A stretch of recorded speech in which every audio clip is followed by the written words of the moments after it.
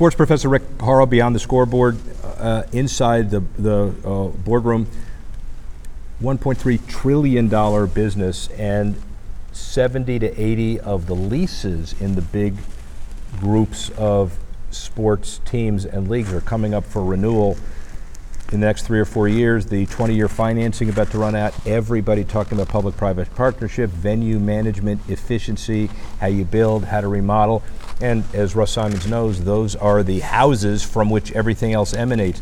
One of the scholars in the business, lofty scholars in the business, started in the architectural side with Populous, and now he has his own firm. Will explain that.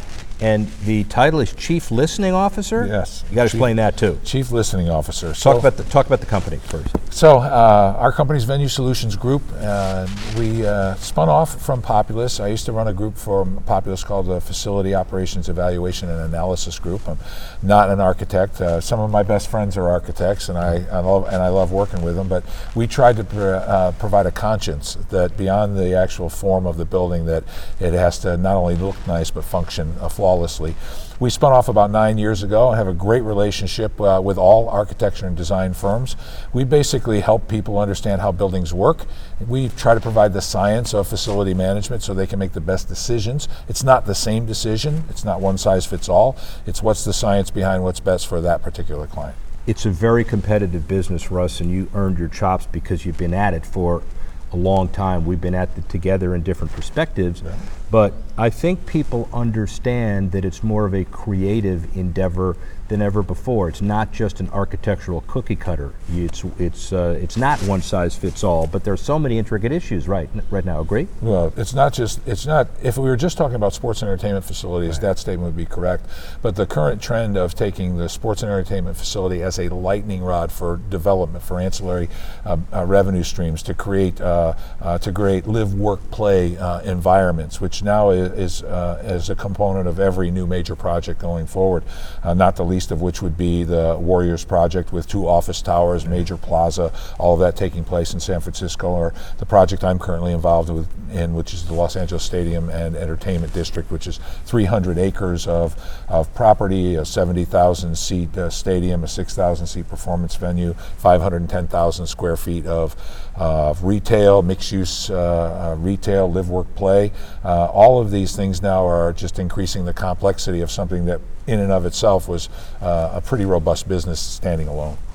You made a comment which was interesting before, that this is not just about sports, but we're talking about healthcare, hospitals, facilities that have been 365, 24/7, and companies like the JLL discussion we've had, where commercial development and commercial expertise is almost more important today than stadium expertise. Well, as you and I know, going back many, many years, the business of public assembly facilities and sports and entertainment facilities in particular, it was kind of a good old boy network, and you did what the person before you did, and you aspired to do what the person ahead of you did. But in an honest conversation, there wasn't a lot of science. And so what we have now is a situation where we can no longer manage by gut. We can't afford to be, it's what we feel. We actually have to know and have information and data with which to make those decisions. So while the sports and entertainment business itself is sort of growing into trying on that sort of new coat, businesses like hospitals, airports, and hotels have been really manufacturing the science of how to operate for a very, very long time. And so that's where our company, and we pride ourselves on providing the science of facility management, but we really look towards those other industries for leadership, including organizations like IFMA and BOMA, which are commercial real estate and management organizations, rather than look to public assembly facilities for leadership. And so the interesting part about that too is that the whole LA project that you proudly described, and you should, is it's Anschutz primarily driven, but the Spanos family involved with the Chargers. Kroenke, sorry. Yeah, the Kroenke folks, absolutely, certainly not Anschutz. I'm one facility behind, by the way. That used to be LA Live in the facility down the Farmers Field. That there is no such thing. Right. So the Kroenke Spanos process clearly is one of those situations where it looks almost like you're planning a mixed-use entertainment public sector, healthcare, hospital, government, but all of the disciplines required beyond just sports to put it together. A city within a city. Yeah. Absolutely. Absolutely the right description. So how much of that, Russ, applies to the world in the future? How much of that is the way sports and entertainment and public infrastructure facilities will be developed process-wise as we go forward? So from an evolution standpoint in sports, as data started to become important in the discussion, there was plenty of old school people that said, you know what, I don't want to embrace any of that, I'm just going to do what I did. And now we're transitioning where on almost every panel we have here at ALSD, data's leading the conversation. And for instance, in the panel I just did, when I tried to steer it away from data back to some more of the operating decisions, it ends up coming back to data. So I would say that it's the new normal. I don't know that we 100% know what to do with it yet. We have more data points than we do analysis, so we're still sort of learning about. It's like learning how to read, I think. We have this book and there's a whole lot of words in it, and so now we've got to sort out which of those words can help us in making the right decisions in terms of how we manage. Does Venue Solutions Group long term evolve into a kind of must-hire company that creates minimum standards for process? So process, and I'm delighted that you used that word because we are a process company. And while I would love for us to be the must-hire group, I mean, I think there are a lot of people in a lot of parts of the business that are important to have included. We see ourselves as team players. We see our best position to be on behalf of the owner because we're sort of neutral with all of the different specialty consultants and designers.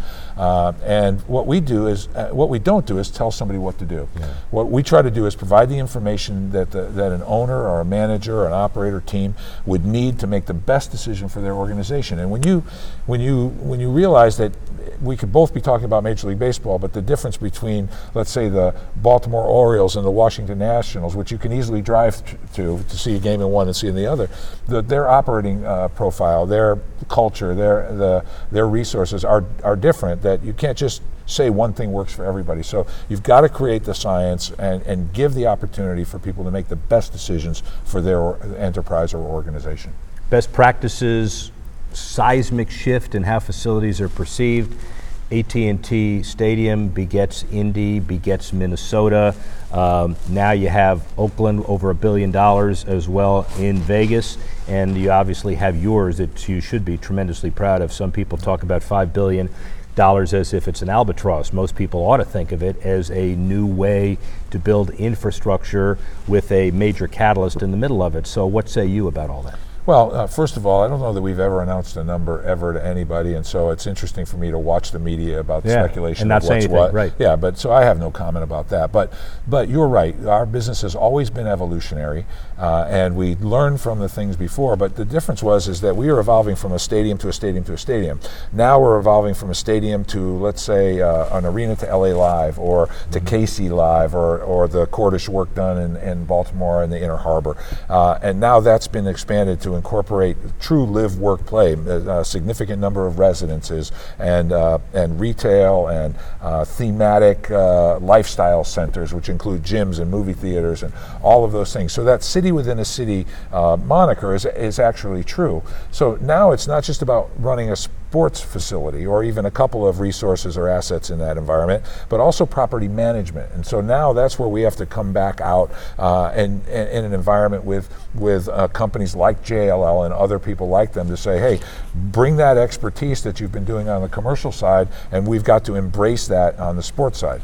The sports side always felt like we were special because we work with the stars and the players and all of that. Yeah. But at the end of the day, we didn't have the greatest information. And so now we've got to sort of take a little bit of humble pie and go out and say, hey, we need help from these other resources to make sure that we're maximizing the opportunities. You know why we have great information in the industry today? Because of people like Russ Simons. Ladies and gentlemen, thank you very much. Speak with you soon. Cheers.